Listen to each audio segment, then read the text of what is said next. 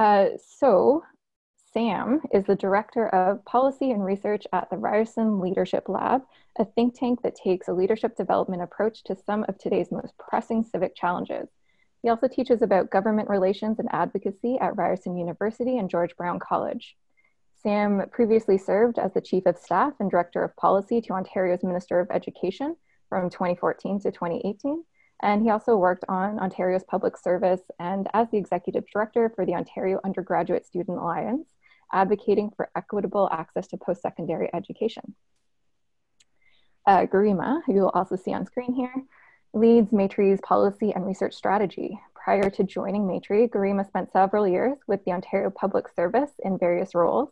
She focused on understanding how changes in the labor market and economy impact population health and our social fabric, and helped develop policy initiatives that could help strengthen the income security system. Garima is driven by a passion to understand how civil society organizations, governments, and private industry can work together to strengthen communities. And she holds a Master of Public Health from the University of Toronto and a Bachelor of Public Affairs and Policy Management from Carleton University, which is actually where I did my graduate and master's degree as well. Cool. So thank you, Garima and Sam. Thank you for joining today's broadcast. And just before we get started with the presentation and discussion, we would like to learn a little bit about everybody on the line as well. So let us just know where you're calling in from today. Our webinar will be particularly tailored around the poverty reduction strategy consultations happening in Ontario, but it's also a great example for members from other provinces and territories to learn about the topic of advocating in a conservative climate. So just take 2 seconds to select your province or territory now.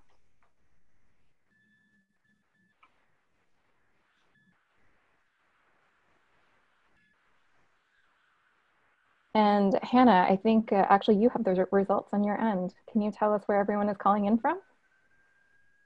So it looks like we've got 14 people calling in from Ontario. Oh, 15. 5 from BC, 4 from Alberta, 2 from Nova Scotia, and 1 from the Northwest Territories. All right. So we have a pretty decent spread, and it looks like Louise in the Yellowknife Northwest Territories is saying hello. All right, so welcome everybody. Looking forward to the call today, and I'm going to hand it over now to Garima to give us a little bit of context on today's call. Great. Thanks so much, Natasha. And thanks to the Tamarack community for having me present today. Sorry, there's a message. I just wanted to, first say thanks to everybody for joining us today and take a little bit of time to set the landscape upon which Ontario's and the Ontario government's poverty reduction strategy consultations are taking place. Hannah, if I could please ask you to switch the slide, that would be great. So in terms of context, in December 2019, so last month, the Ontario government announced that it's consulting on its next phase of the PRS. Under the former government, the poverty reduction strategy was a cornerstone of the government's poverty and social policy efforts, and initiatives like the Ontario Child Benefit, for example, were really a cornerstone of the former government's efforts to address poverty and poverty reduction in the province. Under the Poverty Reduction Strategy Act and the legislation, the government is required to come forward with a new PRS every 5 years and is required to also report on its progress on an annual basis. The current government came out with its annual report last year, which was much shorter than the former government's annual reports and really highlighted the current government's focus on job creation and poverty reduction and really tightening what they see the sight lines and the connection there, and reported on some targets that under the Act, the government is required to report on. For example, the rate of birth weights and whether they are under or over the average. In in this box on this slide that you're looking at now, this is a clip that I took from the Ministry of Children, Community and Social Services announcement from last December, which really helps to isolate what the government is looking at as it starts to develop its next phase of the PRS. So for example, it's seeking to set a specific and quote unquote realistic target while prioritizing actions and initiatives across sectors and at all levels of government. And I wanted to highlight this because I think in the ways in which we present our work and our submissions, really thinking clearly through the intergovernmental piece and the ways in which different orders of government can take different pieces of the puzzle that we're trying to solve is really important. Again, the second paragraph then goes on to really illuminate this government's efforts on what they think is a tie between strong job creation and connecting people to employment and reducing poverty while also providing people with the right supports and lowering the cost of living. So this is what the government's mandate is and sort of what they're working towards. But I think it's interesting for folks like ourselves because what may be traditional ways in which we think about poverty reduction and poverty reduction efforts don't seem to be illuminated here. So they're not talking directly about what the provincial government in its own right can do to help reduce poverty, but is actually taking a cross-sectoral, cross-government approach. Hannah, can I ask you to please change the slide? Thank you. So the foundation of any policy submission must be rooted in evidence and so that you can clearly articulate the problem at hand. In the next couple of slides, what I'm going to try to do is illustrate how different measures of poverty and the population that is used and the region or province that you're looking at can yield different results in what we understand the poverty rate or low income rate to be. Also, based off of that, I'm also going to sort of explore what welfare incomes look like. And this is based off of an annual report that Matry undertakes in which we examine across the country, across all provinces and territories, with the combined incomes of somebody that receives social assistance and the tax credits and benefits available to them, what that looks like and how that compares to different measures of poverty. Hannah, could you please switch the slide? Thanks.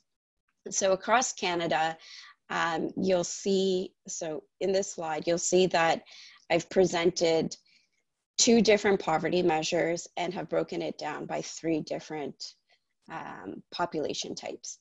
And so the 3 different population types include everybody in Canada, people in economic families. And so according to Statistics Canada, an economic family is anybody that lives in your household with whom you've got a blood relationship or marriage relationship or an adoptive relationship. So this could be adult siblings living together. This could be families living with grandparents, for example.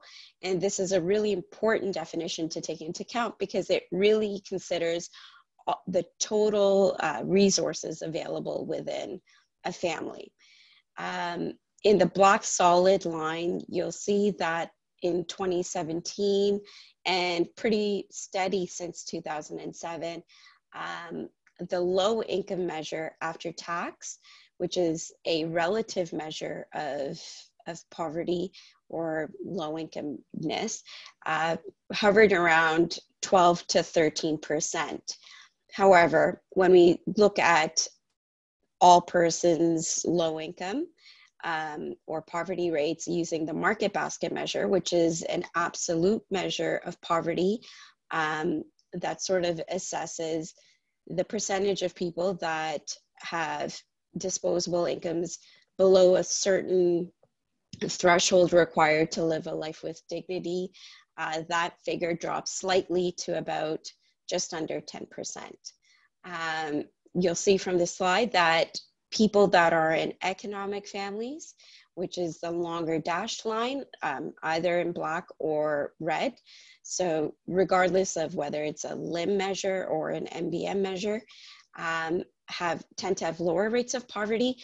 But where we are seeing some significant challenges is really in persons not considered to be in an economic family or people that are considered to be single. And in this case, regardless of whether we use the limb after tax measure, again, as a relative measure of poverty, or the market basket measure, the levels at which singles poverty seems to be pervasive across our country is if not stagnant, then increasing based off of both of those measures. Hannah, can you please switch the slide? Thank you. And this story repeats itself when we look across 3 provinces in Canada, including Ontario, BC, and Alberta. In Ontario, you'll see that, again, all persons' poverty levels have remained slightly stagnant, but in terms of economic families, there has been an ebb and a flow, and a slight decrease. These decreases that we've seen in Canada and specifically across several provinces has a lot to do with the introduction of child benefits, like the Ontario Child Benefit or the Canada Child Benefit, and corresponding increases in seniors benefits. We don't have something that's structurally as similar for singles, and we see that again bearing out in the evidence when we look at the smaller dotted line at the top. According to the limb after tax measure, about, let's say, just over 30% of singles not in an economic family are considered to be living in poverty. And I just see a question here in the message box around the difference between an economic family versus private households. That's a great question, and the way that to illustrate that a little bit, I'd say that an economic family or a private household or what StatsCan calls a census family is really all the same. It's the people that live in your house or in your home or your apartment, whatever it is. It's people that you're related to. It could be your brother, your sister, an uncle, aunt, or a sibling, or a parent or grandparent. This is different though than a tax family, which is a different definition of family, in which different people have to fill out tax forms. So a single adult living in, say, a young adult who is 21 years old, living at home with their parents, that household, the one economic family, would be considered 2 separate tax families.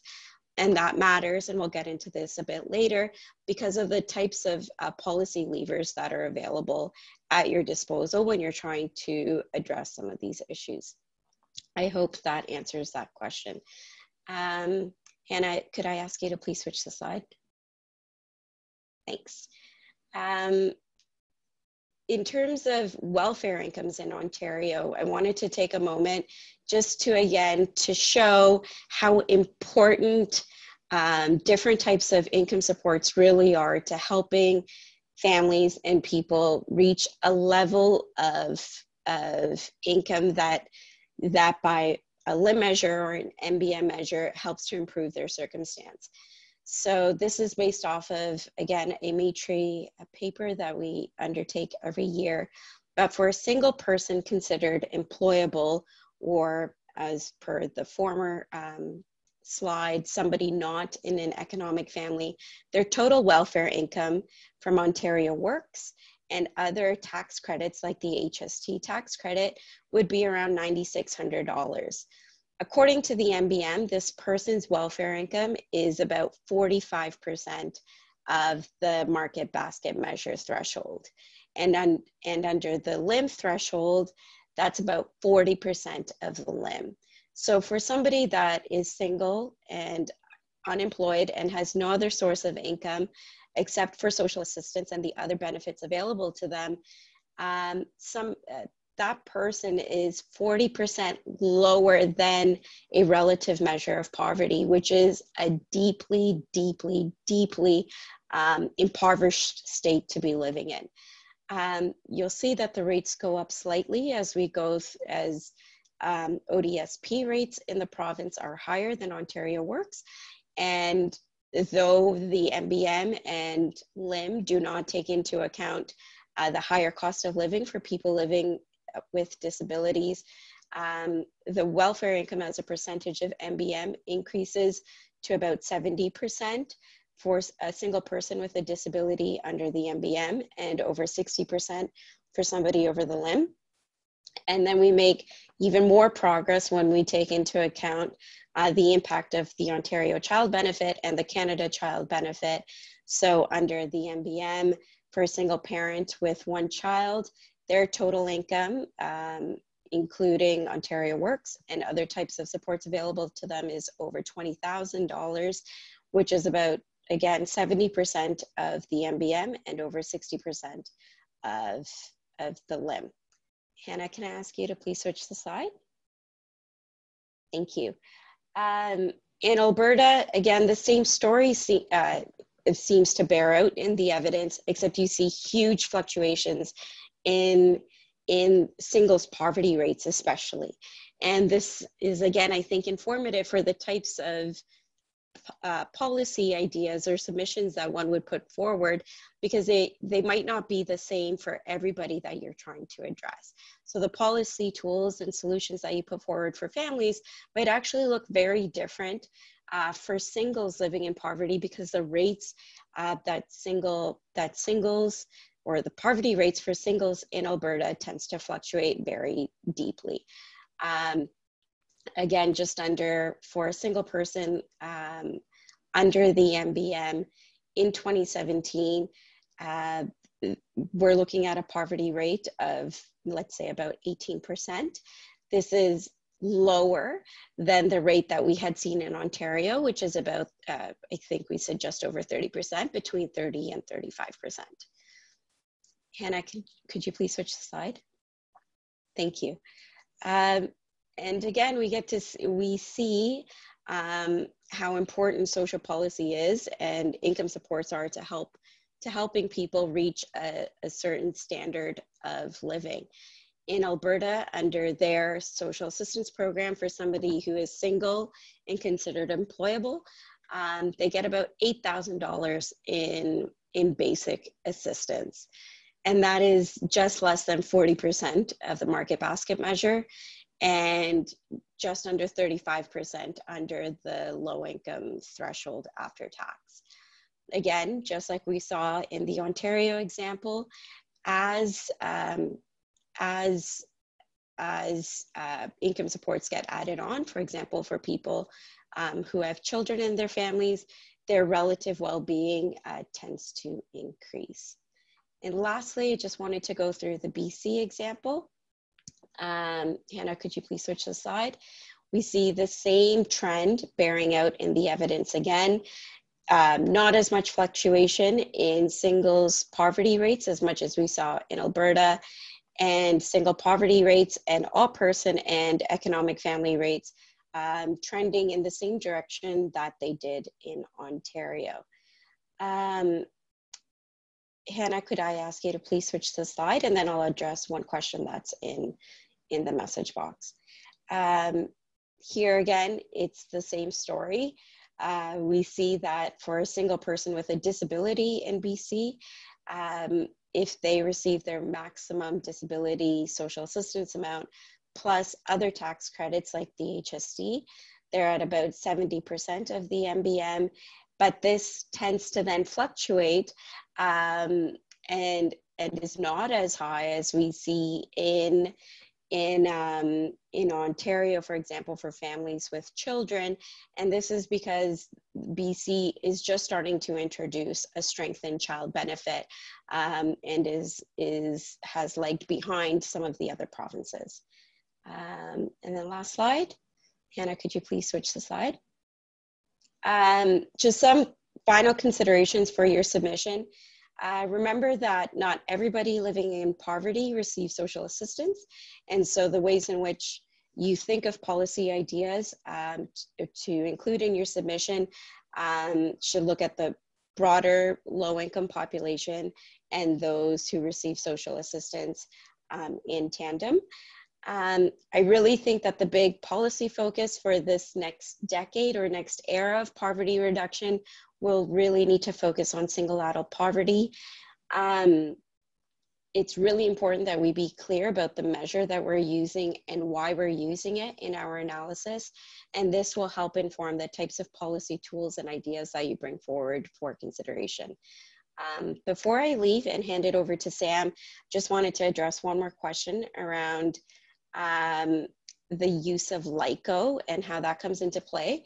LICO is the low income cutoff measure, which is another measure of poverty. In my view, it's a bit of an antiquated measure of poverty. It uses a basket of goods from 1992 as the basket of goods and compares poverty or disposable income compared to that basket. And so as much as people still talk about LICO, I don't think that, I think the MBM is a better way of getting at the issues that LICO gets at without, while being more current. The MBM is just as regionally focused as the LICO is. And so I think the MBM would be a better measure than LICO. I hope that answers that question. And Sam, over to you. All right. Hi, everybody. So I'll maybe, I just want to check if I have controls here. Yes. So this is a framework that we use in lots of government advocacy, and I'm sure the idea of SMART goals or SMART objectives is not new to many of you, but it's, I think, a helpful frame to think about when you're thinking about how to do government advocacy with your provincial or territorial government. And I'll now go through some slides and show you sort of exactly what I mean by that in the context of the Ontario Poverty Reduction Strategy consultation. But first, maybe I'll just take a minute to go through the components that make up SMART advocacy. So specific, meaning your submission or your work with government provides clarity about exactly what needs to be achieved. Government decision makers are sent a lot of ideas from a lot of different stakeholders with a lot of different objectives, and are not going to have anywhere near the depth of experience that you have on the file. And so vague advice about improving things without specificity tends to not be as helpful as something that's specific. Measurable, you want to be able to hold government to account for the results from the initiative that you're pushing, and you want to give advice about how to measure success and what you consider success to be. And that obviously, in the context of poverty, Garima walked through some of the complexities of those measures, so I'll touch briefly on that. You want your advocacy to be achievable, and that doesn't mean to lessen your goals from what you really want, and you want to make meaningful progress for whoever you're advocating for, but you want to think about within the frame of the government you're working with, what is realistic, what are they willing to move forward. And so I'll give some examples of what I mean by that. You want it to be relevant, and what I mean by that is governments tend to get elected on a small set of priorities and objectives that they have, and you want your objectives to show how they clearly link to those broader objectives, which the ministers and the political staff and the deputy ministers are all thinking about on a day-to-day basis, more than they're thinking about your specific policy initiative. And finally, you want it to be timely. Governments work in cycles, 4-year cycles, or in the context of the current federal government, probably less. And that's just the nature of the beast. And so you want your advocacy to fit within those timelines. So government decision-making can be a bit of a black box to most people. So I like to put up this slide and I won't get into all of it or really have time to do that. But I will say, so often, and this is how political decision-making happens, not what it happens in the civil service, but an idea can get generated from all sorts of places. It can come from stakeholders like yourselves. It can come from other governments. It can come from ministers or our political staff or the civil service themselves. It can come from another jurisdiction. So wherever the idea comes from, though, it has to first get conditioned with the staff that the minister has on his or her team, and then it has to get run by the minister. Ultimately, they're signing off on everything that goes through to cabinet, which is basically anything that costs money or requires legislation or regulations to change. And then the civil service does all the due diligence once the idea gets put in motion by the minister. And that can involve consultation with stakeholders and also all sorts of detailed analysis, economic impact, legal analysis, risk management. And then they work up options basically for the minister, and ultimately the minister approves it. And then there's some more formal steps in terms of cabinet and the premier approving it. But the reason I put this slide up is it can sometimes be difficult from the outside to know, is a consultation before step one? Are they genuinely open to all ideas? And then it will move through this decision-making process? Or have the ideas already been baked? Do they know what their poverty plan is? And this is really checking the box in step 4, and they've asked the civil service to just go out and precondition stakeholders.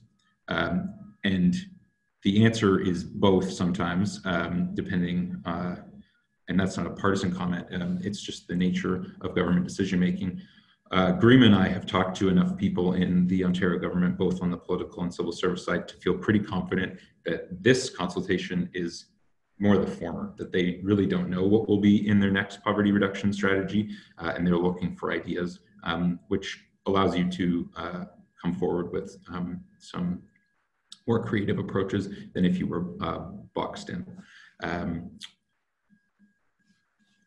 So in terms of specifics, government submissions, written submissions to a province or territory can perform a number of important functions, and they are really important to government decision makers, but you should be intentional about what you want your submission to do. So it can raise attention to issues that aren't on the agenda. It can provide government with new research or ideas or insight. It can provide government with on-the-ground knowledge or expertise or experience about what's working or not. You can speak for a specific segment of the population that may not otherwise be heard in this process, ask good questions about directions or decisions that the government have already taken. So a government submission can do any and all of those things, but you want to be intentional about what your goals are when you start writing. And then specifically about how to structure it, this is sort of our best advice. Obviously, it's going to be adapted to your particular circumstance, but a few important things to think about, I think, are, one, you should have a summary.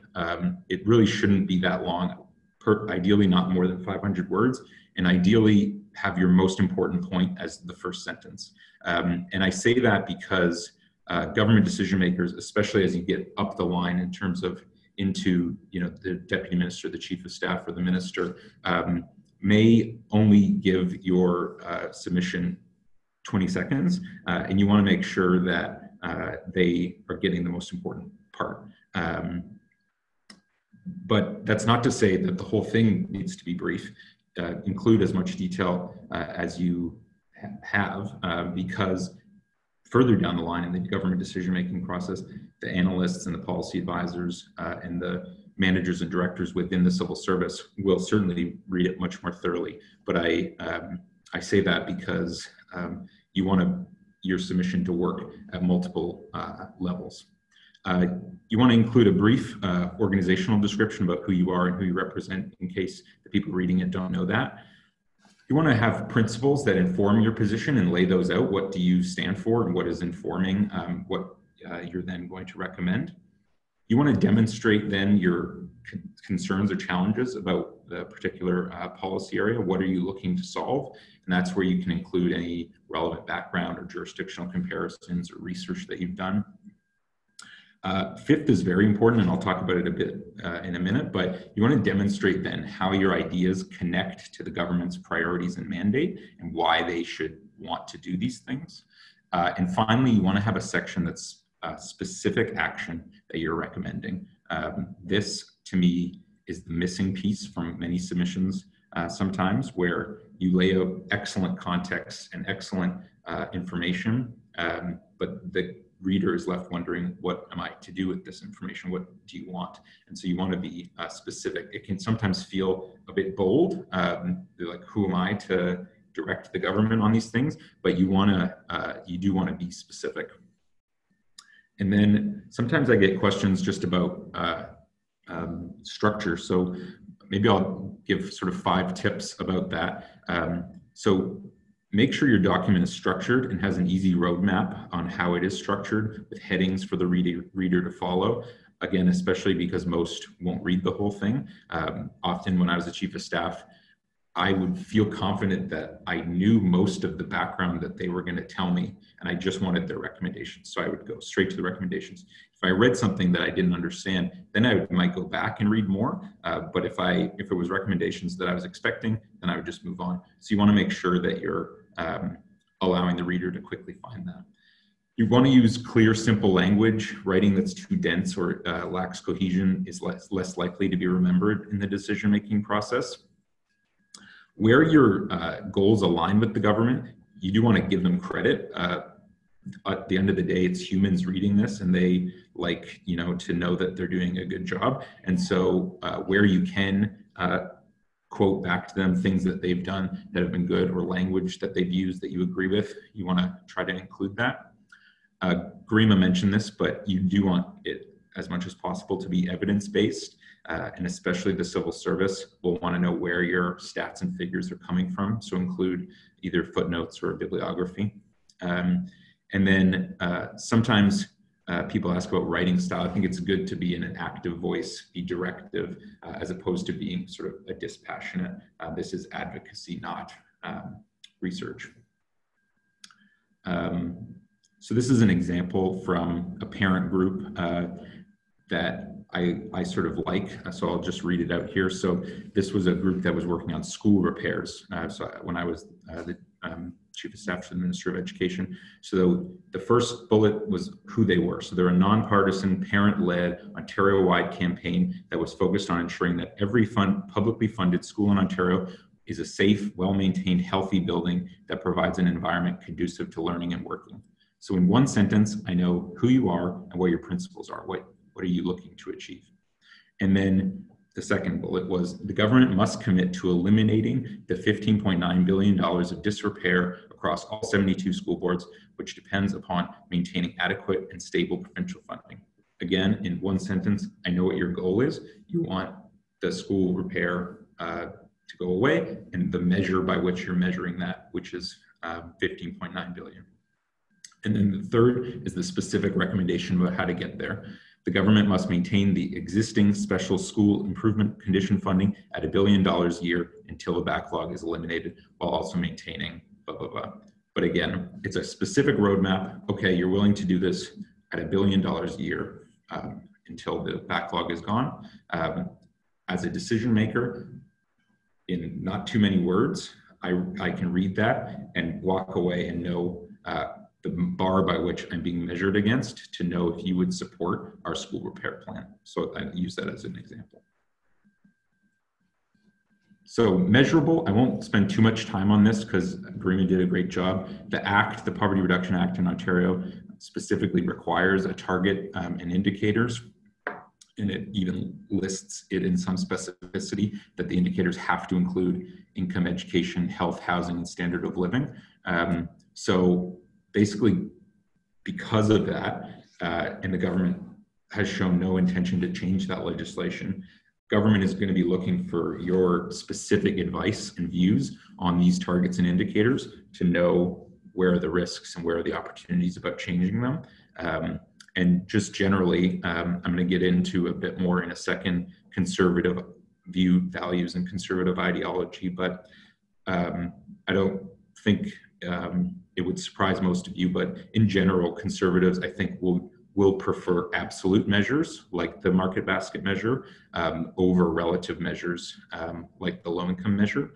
And so if relative measures are important to you, you want to make that case and have decision makers understand why that's important to you, because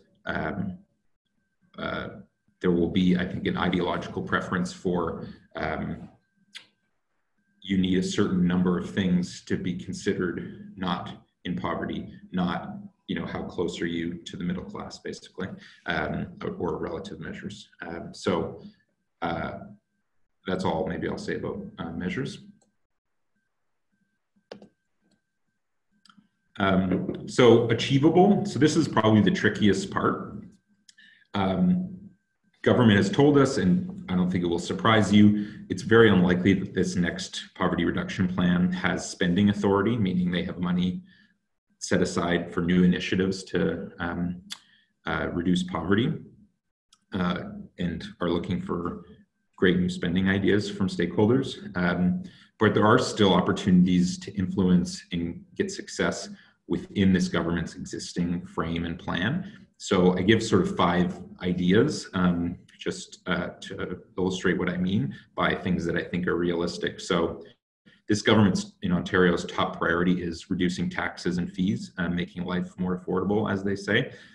And they've included in their future fiscal plan more than $2 billion in unannounced revenue cuts.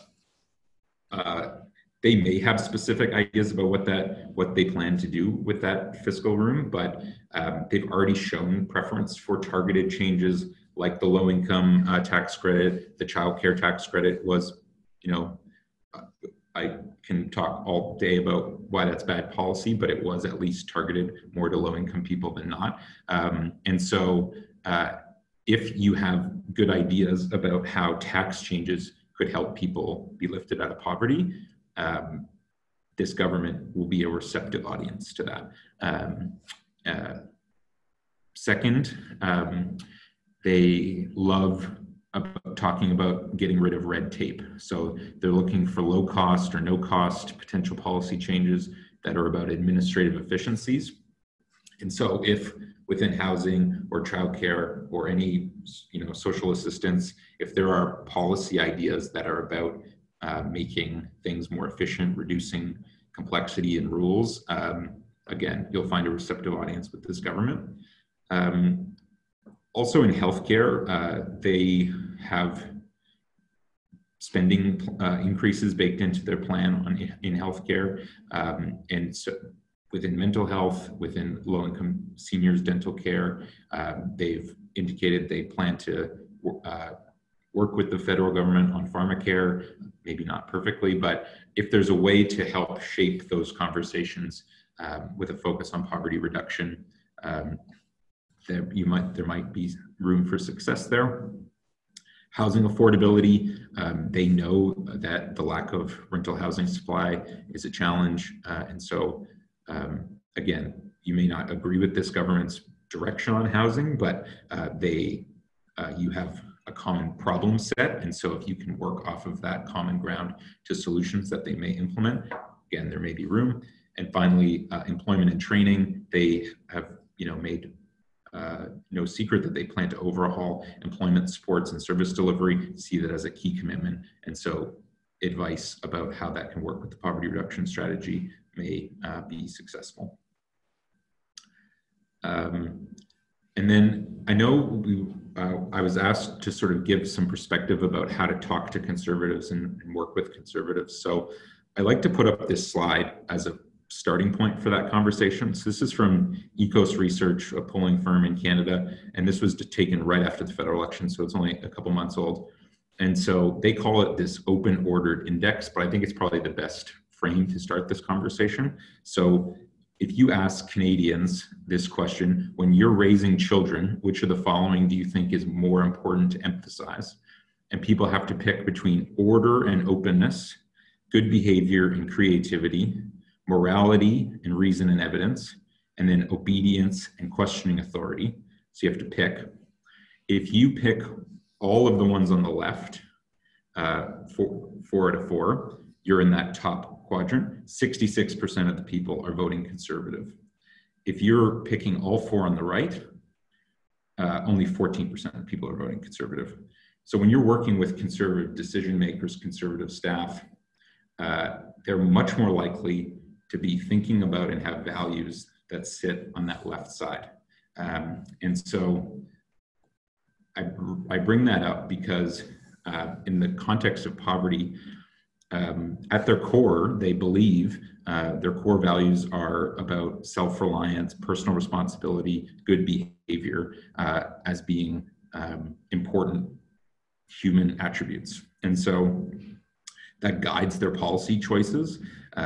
You know, the rhetoric about the best social program is a job, and their views about social assistance, their views about housing and poverty generally are shaped by those values. And so you want to try to disrupt preconceived notions that are harmful to your policy objectives, but where it's necessary, and I don't mean that you have to, you know, change your belief system to achieve success with a conservative government, but if you can frame your objectives in language that they understand and fits with their values of personal responsibility, self-reliance, you may achieve more success. So first, you want to review their platform, their throne speech. In Ontario, the mandate letters aren't public, but if mandate letters are available, review those, understand the words and language that they're using to describe their mandate, and try to play that back to them to the extent you can, and to be consistent with their higher level goals. So, you know, just as an example, you know, poverty reduction measures are about preparing people for jobs, getting people ready to be in the labor market. You want to frame, you know, complex social assistance rules as red tape and inefficient, not as about micromanaging people's lives, because they don't really see a problem with that because it's about good behavior, right? So just try to think about if you are sitting in that box on the left, what language and words would resonate with you. But I'm happy to answer any questions or talk more about that if that's helpful. And then my last slide is about timeliness. So you want to fit within the current context and mandate. So here in Ontario, political direction has shifted in the last few months to be more consultative with stakeholders, which I think benefits you. I think there's an opportunity to try and meet with both the civil service and political staff to advance your ideas more than there was a year ago when they were making decisions in a more insular way. The timeline for this strategy is fixed in the legislation at 5 years. So that's the horizon for the strategy. But you know, this government has 2 years left in their mandate in Ontario. And so they'll be looking for ideas where they can deliver on progress within those first 2 years. So that should be the frame by which you're thinking about options. And they're primarily going to be worried and thinking about their core coalition, which is, you know, working age males, seniors, rural and suburban communities. And so, you know, Garima mentioned single poverty as a potential area. That's, I think, fits within well what this government will be worried about. So just quickly, but I'll move then into questions. 3 good case studies, I think, if you're writing a government submission for the first time and just want to like see what they look like. This was one that was quite impactful on student mental health. So it was a coalition of 4 organizations representing colleges, universities, and the students at those institutions. They worked together on this government submission, and it in turn shaped government decision-making on how to invest in mental health on college and university campuses. And on the right is the investments that the government then announced, which mapped almost exactly to this submission. So it's, I think, a good example to look at. Second submission that I liked, if you want to try to, if you prefer sort of short punchy government submissions. I think this one is 5 pages from the Ontario Library Association, and again was something that mapped directly to government action and policy toward the end of the last Liberal mandate about library funding and the funding formula for libraries. That I think is a good example of a government submission. And then we don't have time to watch a video today, but there's the Ryerson Leadership Lab where I worked developed this case study that is a documentary that is about 40 minutes on the development and implementation of the free tuition program in Ontario for low-income people. And you can go to this website and you can watch the whole thing, or you can just watch the episodes.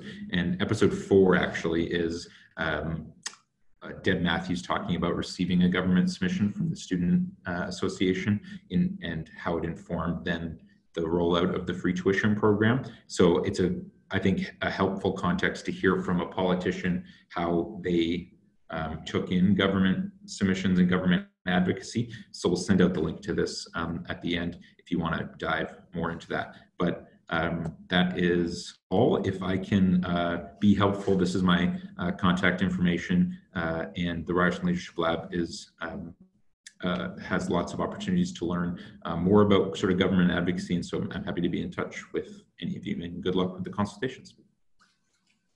That's great. Thank you very much, Garima and Sam, for all of the work that you put into these presentations to share with us today. We really appreciate it. Those were some really very helpful, tangible lessons from each of you. Let's move into questions now. If you have a question, feel free to unmute yourself or to type it into the questions box there. I wanted to start with one that was written from Avril. She asked, Garima, you had talked about targeting specific populations such as single adults based on evidence, and Sam talked about specific goals. So how do you see this fitting in with Stream 1 applicants? And this is for folks in BC, where the provincial government has opened funding for municipalities across BC to develop poverty reduction strategies. So Stream 1, opposed to Stream 2, is actually developing that plan, and then Stream 2 is implementing it. So as they're developing the plan or updating a poverty reduction plan, how do you see some of this targeting specific populations and using specific goals fitting in with that? That's a great question. I'll start, and then Sam, if you want to add on. I don't think that those two are mutually exclusive and tie in actually really well together. I think what the data is showing us across the country is that there is a singles poverty problem. And when we're trying to be specific about the goals of the policy initiatives that we're putting forward, I think that it's helpful to isolate the population or the community or demographic that you're trying to address. So through a specific goal, for example, if you're focused on social assistance, you might want to make a specific call to increase social assistance rates made available to singles who receive social assistance. And that is something that was done in Ontario over the past couple of years to try to address the singles poverty problem. And that is a very specific, tight target or goal that you can put forward to address this larger problem, and say that this will only address, one part of the singles poverty problem, because you're not addressing all low-income singles, just those that receive social assistance. And I think that those ideas, especially because when they're done in other jurisdictions, makes it more palatable for governments to seriously take into consideration, because then they're not enterprising necessarily, but can lean in on to examples and lessons learned from other jurisdictions who, under similar fiscal constraints, have implemented such enhancements and help to make things better for people, and it didn't create an over-reliance on the caseload or any of these things that governments tend to focus on. Thanks, Garima. Sam, anything to add? I don't think so. I think Green covered it well. All right. I hope that answers your question, Avril. Anybody else on the line? If you'd like to unmute yourself, we welcome you to use the little mute function at the bottom of the control panel or *6 on your phone.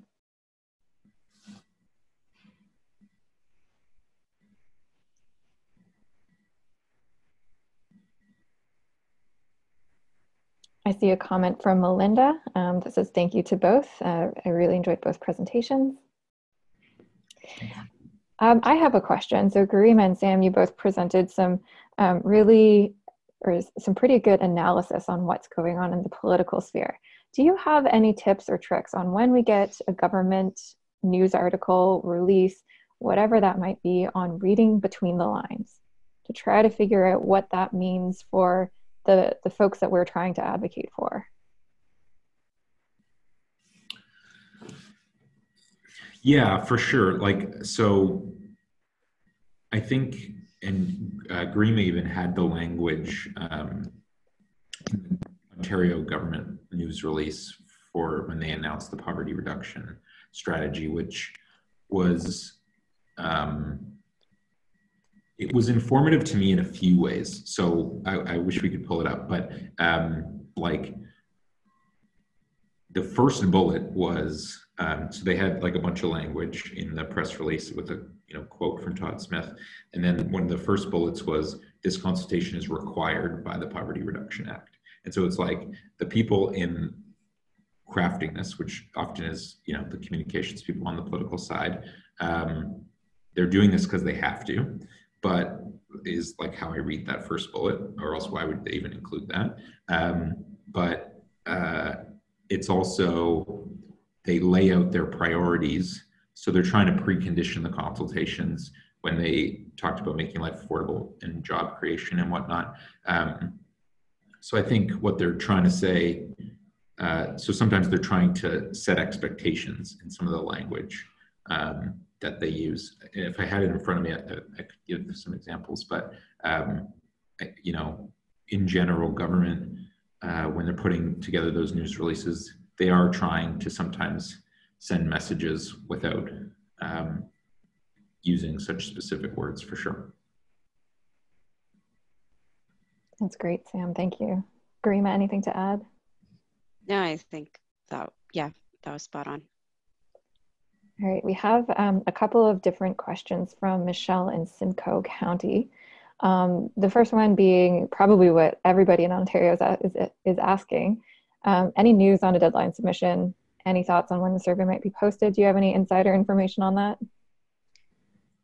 that? Typically, this is how we're operating, at least here at Maitri, is that there's usually 60 days between when they've posted for consultation and when the deadline is. I think that going back to the government's willingness to actually explore, because they don't have a preconceived idea of what they're looking for, they probably don't have a tight deadline, but I would try to get in somewhere between, at the very latest, end of February, but try to get in for mid-February. In Ontario, the online survey, they say, is expected to be released in January 2020. From my understanding, this is still expected to be the case.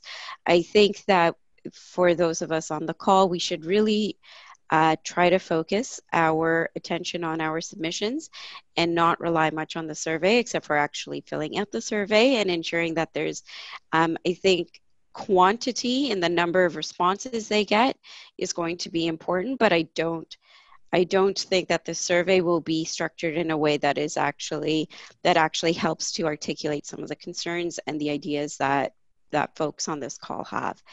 And then I think the last part of Michelle's question includes ideas on how we include experts by experience or people who have lived or living experience of poverty. I think that's an excellent question, and something that if you're in a position to convene a group of people that have lived experience and are able to put forward a submission that is reflective of the voices and ideas of people who have lived experience of poverty.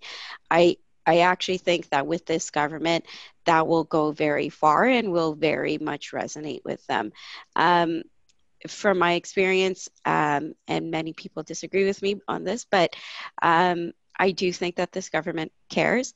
I think that you don't get into public service, regardless of which which political party you affiliate with, because you don't care. And so I think in the world of poverty reduction, despite the fact that they feel that they are required to consult on the PRS, I do think that they would be more willing to hear about the ideas and challenges that people with lived experience of poverty face and what their ideas are on the submission, compared to somebody like myself who might have more of a wonky explanation of what's going on, and a submission riddled with charts. I just don't think that that's a message that this government will prioritize over the voices of people.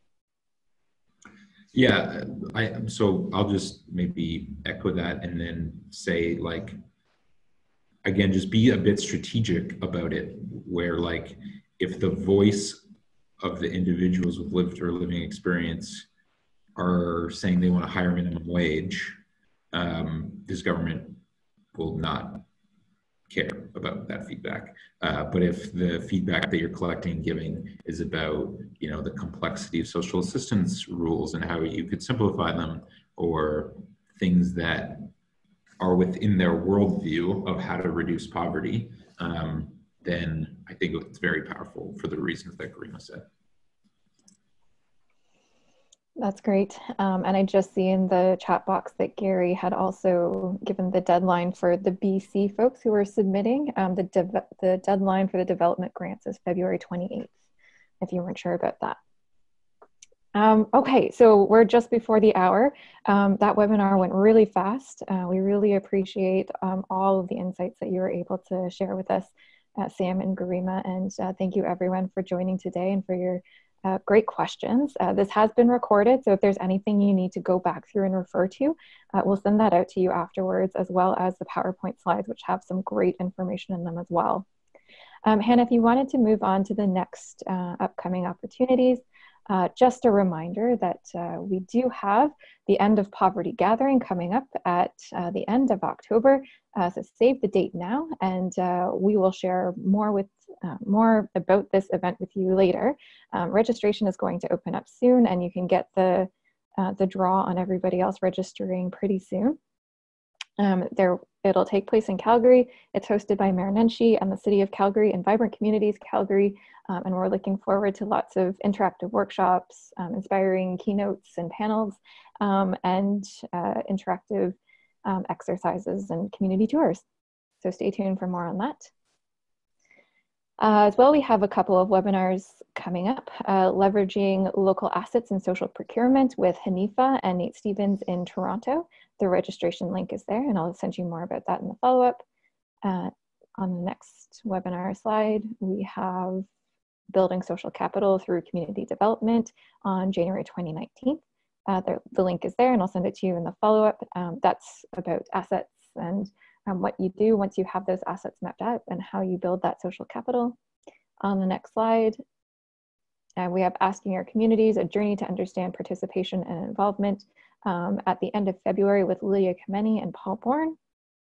And then finally, we have a photography opportunity coming up. If you haven't heard about this yet, it's for all young folks under the age of 30 to take photos of what they think or they want to see in their community in the next 10 years, so by 2030.